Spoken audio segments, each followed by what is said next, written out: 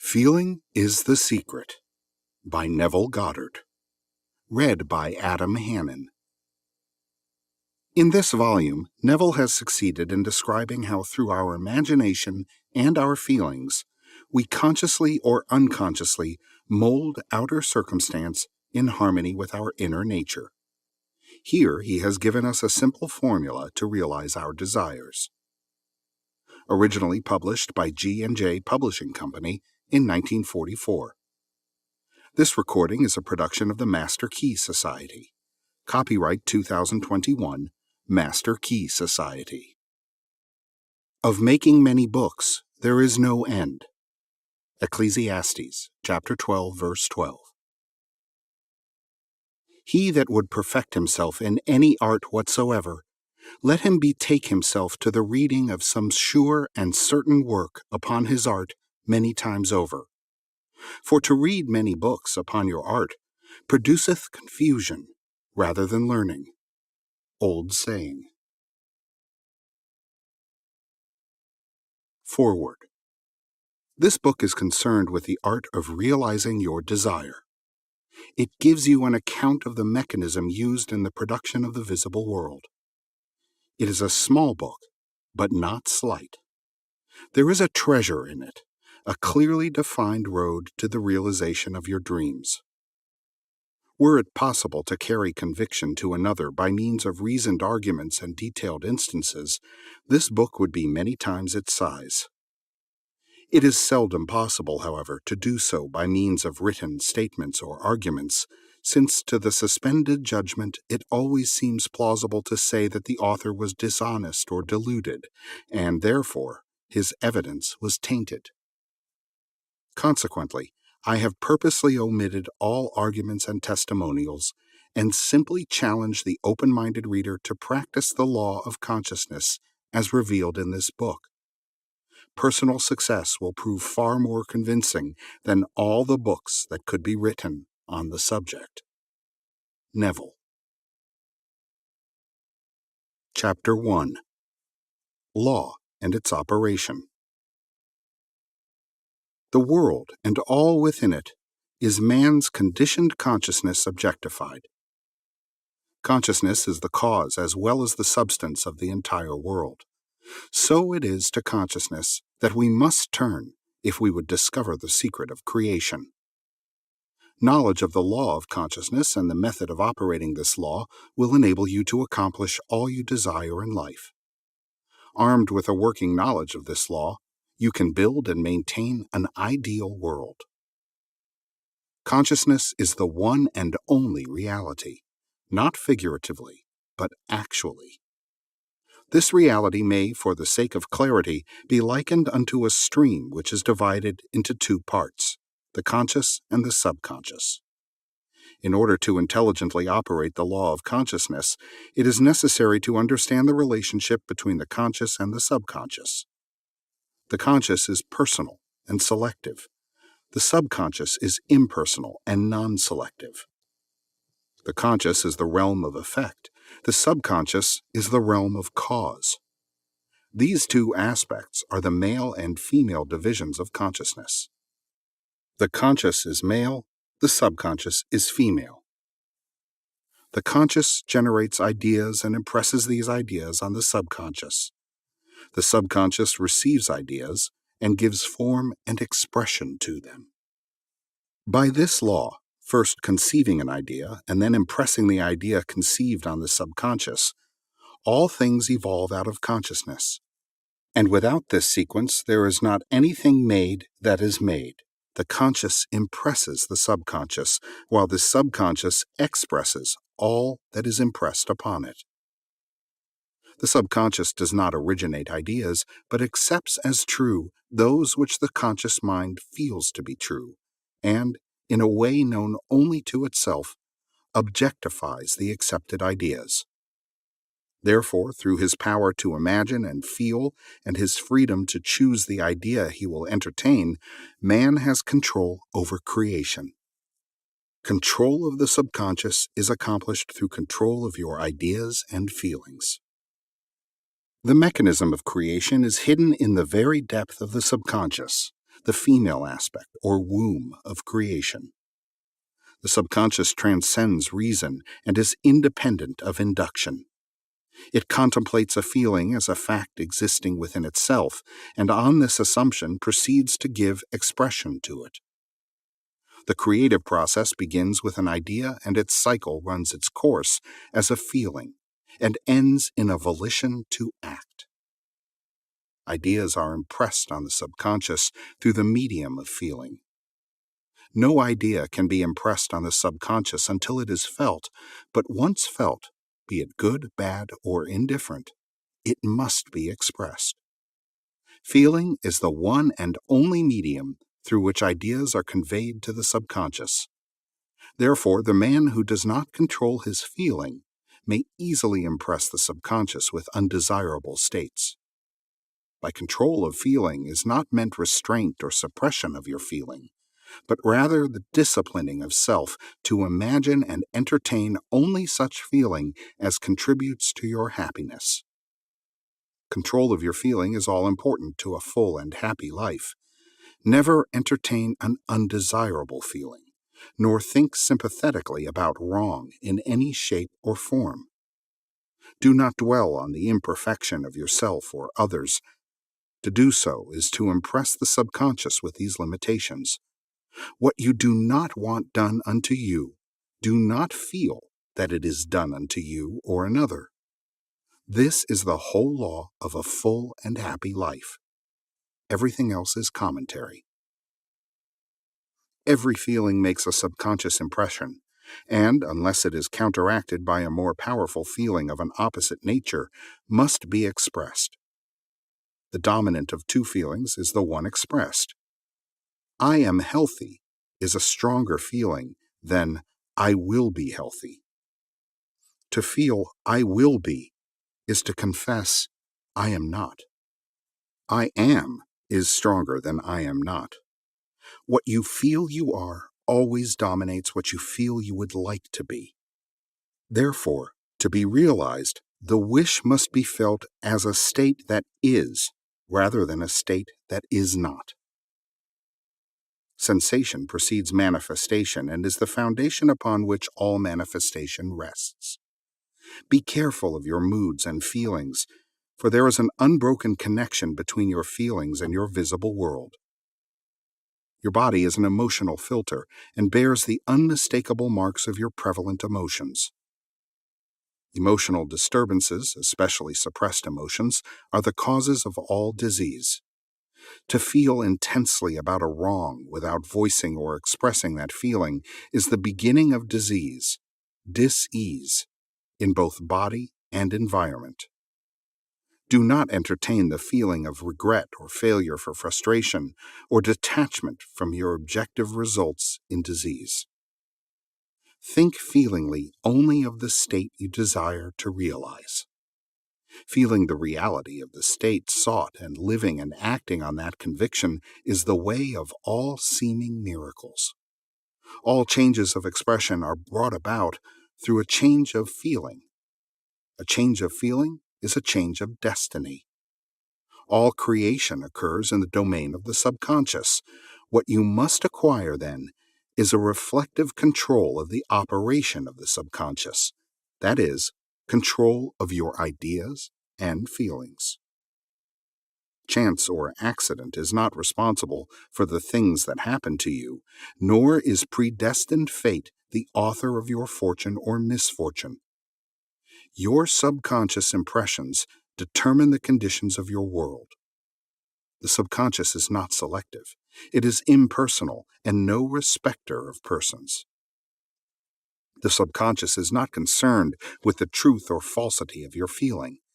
It always accepts as true that which you feel to be true. Feeling is the assent of the subconscious to the truth of that which is declared to be true. Because of this quality of the subconscious, there is nothing impossible to man. Whatever the mind of man can conceive and feel as true, the subconscious can and must objectify. Your feelings create the pattern from which your world is fashioned, and a change of feeling is a change of pattern. The subconscious never fails to express that which has been impressed upon it. The moment it receives an impression, it begins to work out the ways of its expression. It accepts the feeling impressed upon it, your feeling, as a fact existing within itself, and immediately sets about to produce in the outer or objective world the exact likeness of that feeling. The subconscious never alters the accepted beliefs of man. It outpictures them to the last detail, whether or not they are beneficial. To impress the subconscious with the desirable state, you must assume the feeling that would be yours had you already realized your wish. In defining your objective, you must be concerned only with the objective itself. The manner of expression or the difficulties involved are not to be considered by you. To think feelingly on any state impresses it on the subconscious. Therefore, if you dwell on difficulties, barriers, or delay, the subconscious, by its very non-selective nature, accepts the feeling of difficulties and obstacles as your request and proceeds to produce them in your outer world. The subconscious is the womb of creation. It receives the idea unto itself through the feelings of man. It never changes the idea received, but always gives it form. Hence, the subconscious outpictures the idea in the image and likeness of the feeling received. To feel a state as hopeless or impossible is to impress the subconscious with the idea of failure. Although the subconscious faithfully serves man, it must not be inferred that the relation is that of a servant to a master, as was anciently conceived. The ancient prophets called it the slave and servant of man. St. Paul personified it as a woman and said, "The woman should be subject to man in everything." The subconscious does serve man and faithfully gives form to his feelings. However, the subconscious has a distinct distaste for compulsion and responds to persuasion rather than to command. Consequently, it resembles the beloved wife more than the servant. The husband is head of the wife. Ephesians chapter 5 may not be true of man and woman in their earthly relationship, but it is true of the conscious and the subconscious, or the male and female aspects of consciousness. The mystery to which Paul referred when he wrote, "This is a great mystery. He that loveth his wife loveth himself, and they two shall be one flesh," is simply the mystery of consciousness. Consciousness is really one and undivided, but for creation's sake it appears to be divided into two. The conscious, objective, or male aspect truly is the head and dominates the subconscious, subjective, or female aspect. However, this leadership is not that of the tyrant, but of the lover. So by assuming the feeling that would be yours were you already in possession of your objective, the subconscious is moved to build the exact likeness of your assumption. Your desires are not subconsciously accepted until you assume the feeling of their reality, for only through feeling is an idea subconsciously accepted, and only through this subconscious acceptance is it ever expressed. It is easier to ascribe your feeling to events in the world than to admit that the conditions of the world reflect your feeling. However, it is eternally true that the outside mirrors the inside. As within, so without. A man can receive nothing unless it is given him from heaven, and the kingdom of heaven is within you. Nothing comes from without. All things come from within, from the subconscious. It is impossible for you to see other than the contents of your consciousness. Your world in its every detail is your consciousness objectified. Objective states bear witness of subconscious impressions. A change of impression results in a change of expression. The subconscious accepts as true that which you feel as true, and because creation is the result of subconscious impressions, you, by your feeling, determine creation.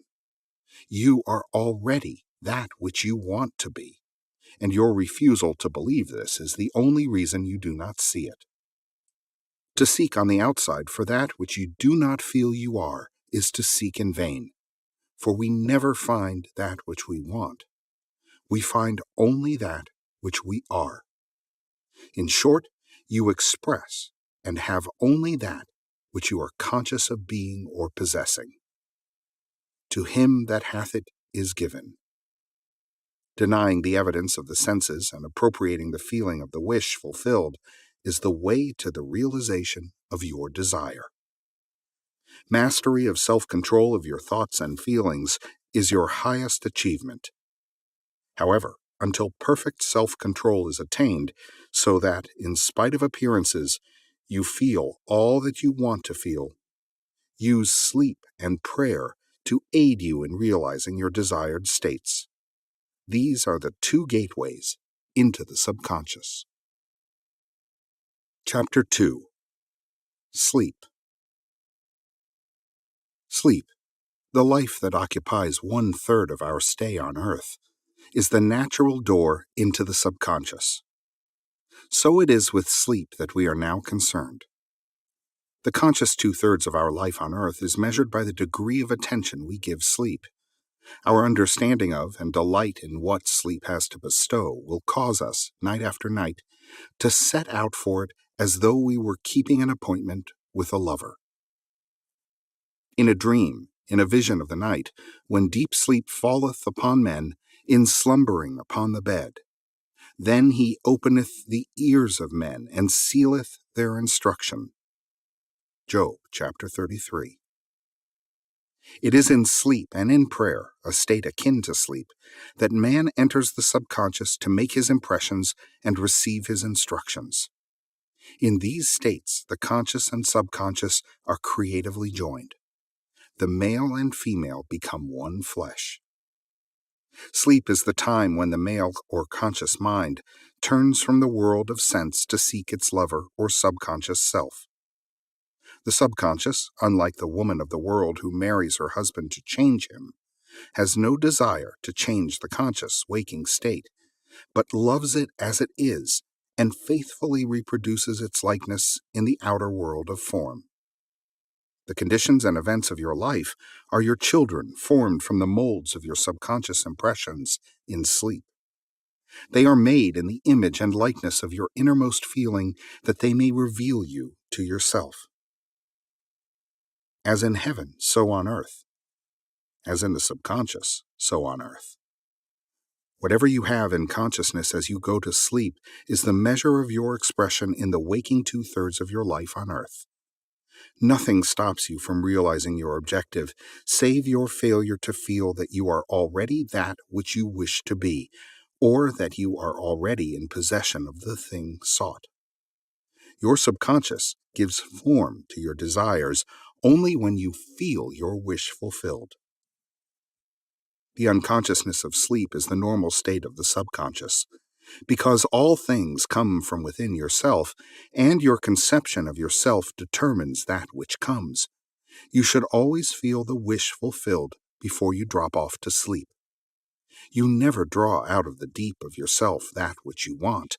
You always draw that which you are, and you are that which you feel yourself to be, as well as that which you feel as true of others. To be realized, then, the wish must be resolved into the feeling of being or having or witnessing the state sought. This is accomplished by assuming the feeling of the wish fulfilled. The feeling which comes in response to the question, how would I feel were my wish realized, is the feeling which should monopolize and immobilize your attention as you relax into sleep.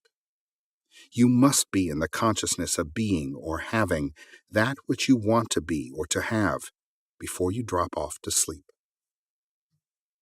Once asleep, man has no freedom of choice. His entire slumber is dominated by his last waking concept of self. It follows, therefore, that he should always assume the feeling of accomplishment and satisfaction before he retires in sleep. Come before me with singing and thanksgiving. Enter into his gates with thanksgiving and into his courts with praise. Your mood prior to sleep defines your state of consciousness as you enter into the presence of your everlasting lover, the subconscious. She sees you exactly as you feel yourself to be. If, as you prepare for sleep, you assume and maintain the consciousness of success by feeling, I am successful, you must be successful. Lie flat on your back with your head on a level with your body. Feel as you would were you in possession of your wish, and quietly relax into unconsciousness. He that keepeth Israel shall neither slumber nor sleep. Nevertheless, he giveth his beloved sleep. The subconscious never sleeps. Sleep is the door through which the conscious, waking mind passes to be creatively joined to the subconscious. Sleep conceals the creative act, while the objective world reveals it. In sleep, man impresses the subconscious with his conception of himself. What more beautiful description of this romance of the conscious and subconscious is there than that told in the Song of Solomon? By night on my bed I sought him whom my soul loveth. I found him whom my soul loveth. I held him, and I would not let him go, until I had brought him into my mother's house, and into the chamber of her that conceived me. Preparing to sleep, you feel yourself into the state of the answered wish, and then relax into unconsciousness. Your realized wish is he whom you seek. By night, on your bed, you seek the feeling of the wish fulfilled, that you may take it with you into the chamber of her that conceived you, into sleep, or the subconscious which gave you form, that this wish also may be given expression. This is the way to discover and conduct your wishes into the subconscious. Feel yourself in the state of the realized wish, and quietly drop off to sleep. Night after night you should assume the feeling of being, having, and witnessing that which you seek to be, possess, and see manifested. Never go to sleep feeling discouraged or dissatisfied. Never sleep in the consciousness of failure. Your subconscious, whose natural state is sleep, sees you as you believe yourself to be, and whether it be good, bad, or indifferent, the subconscious will faithfully embody your belief.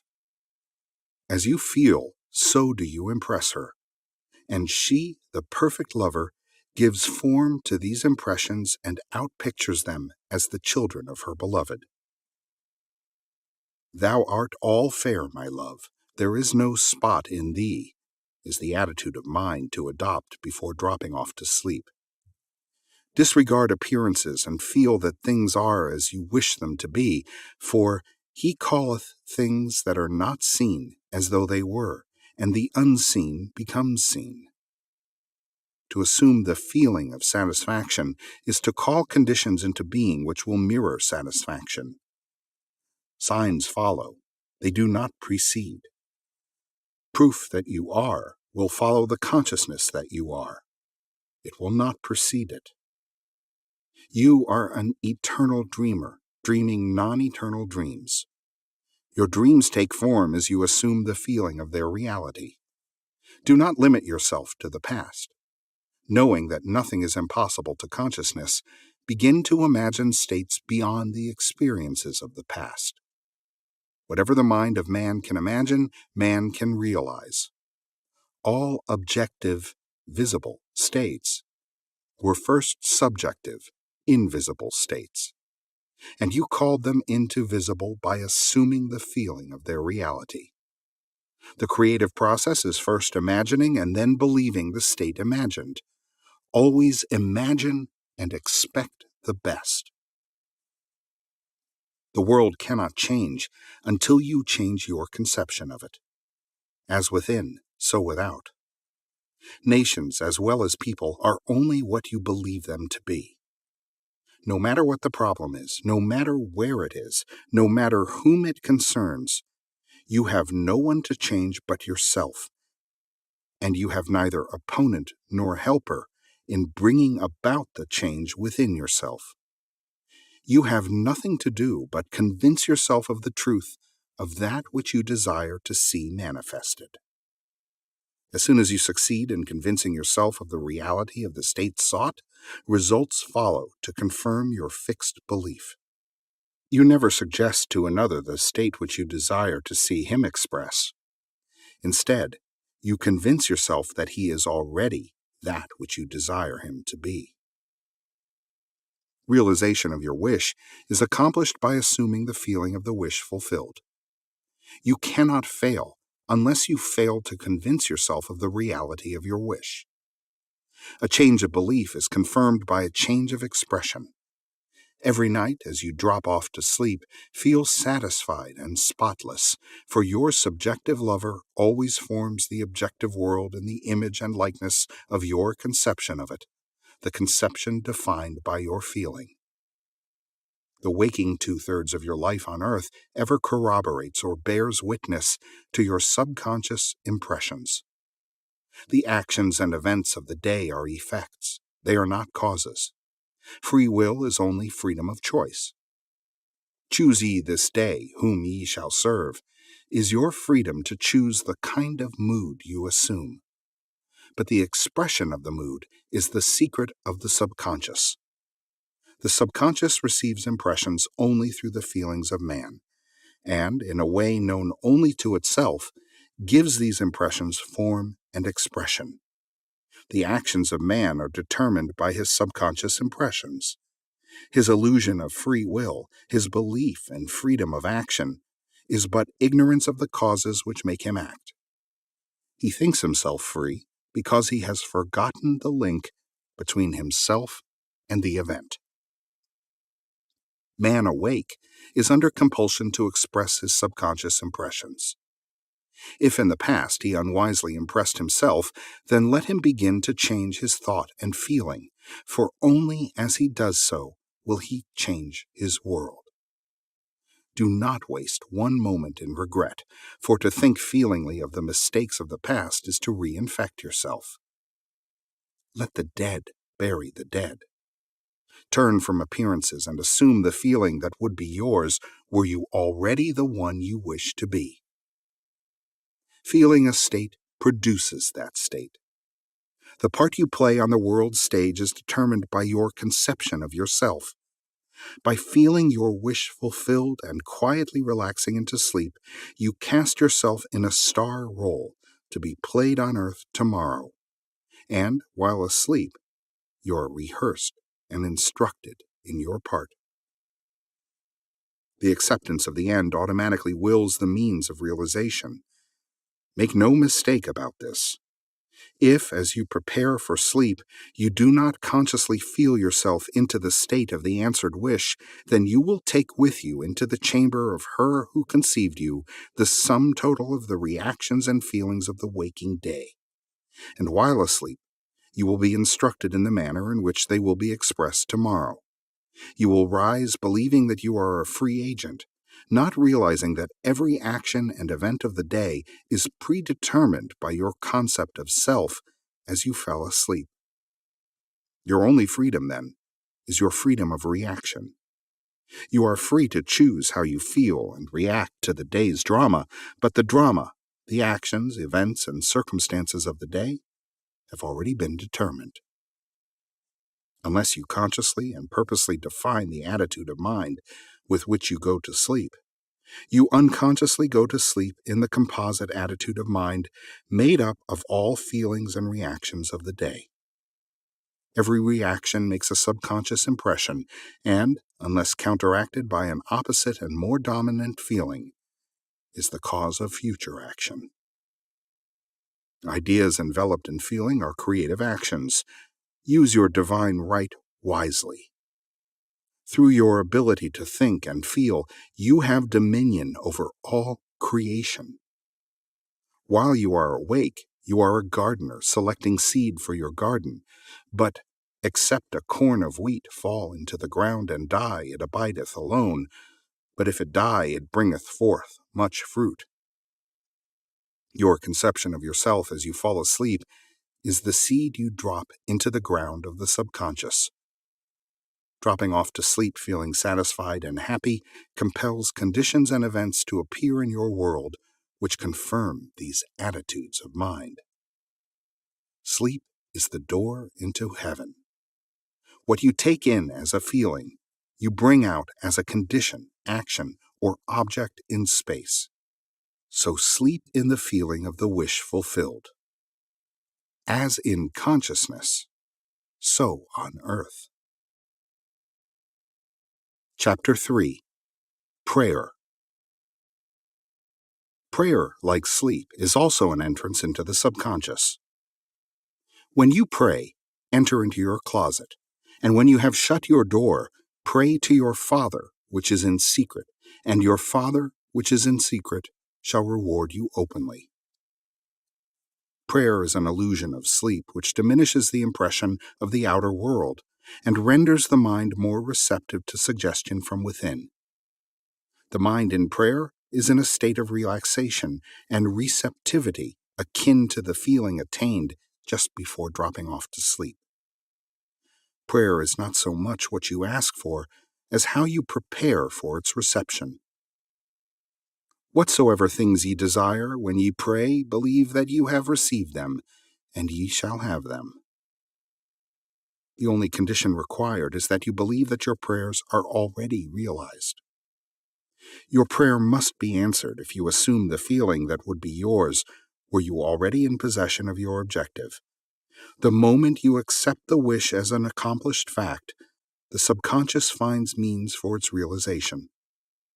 To pray successfully, then, you must yield to the wish, that is, feel the wish fulfilled. The perfectly disciplined man is always in tune with the wish as an accomplished fact. He knows that consciousness is the one and only reality, that ideas and feelings are facts of consciousness and are as real as objects in space. Therefore, he never entertains a feeling which does not contribute to his happiness, for feelings are the causes of the actions and circumstances of his life. On the other hand, the undisciplined man finds it difficult to believe that which is denied by the senses, and usually accepts or rejects solely on appearances of the senses.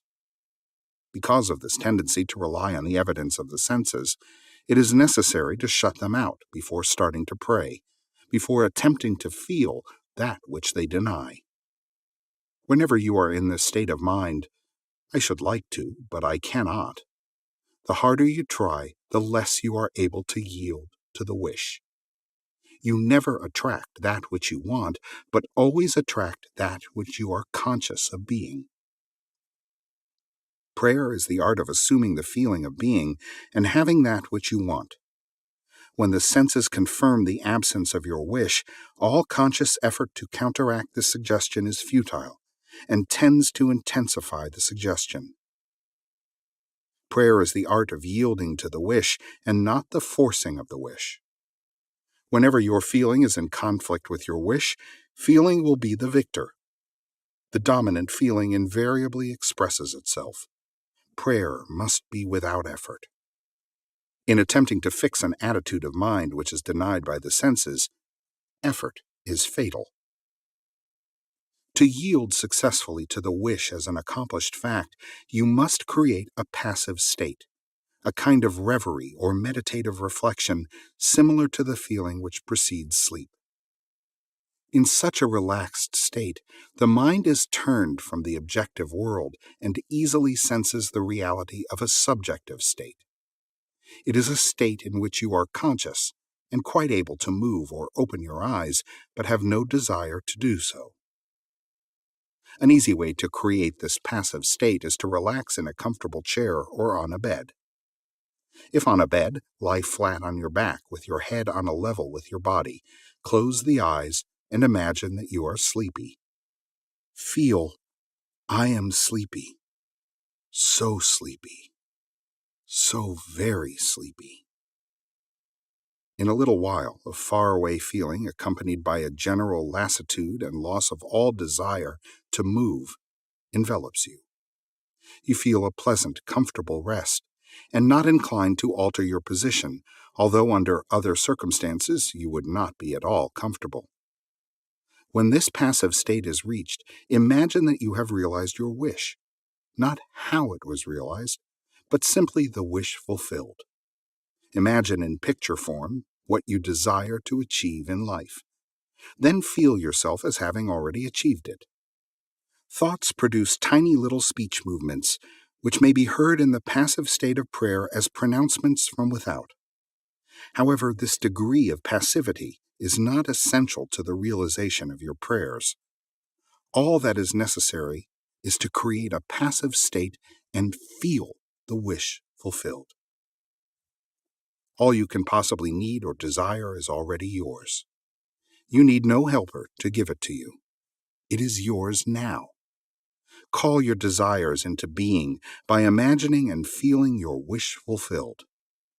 As the end is accepted, you become totally indifferent as to possible failure, for acceptance of the end wills the means to that end. When you emerge from the moment of prayer, it is as though you were shown the happy and successful end of a play, although you were not shown how that end was achieved.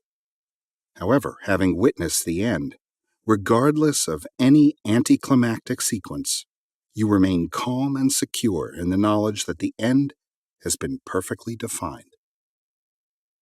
Chapter 4. Spirit Feeling. Not by might nor by power, but by my Spirit, saith the Lord of hosts. Get into the spirit of the state desired by assuming the feeling that would be yours were you already the one you want to be.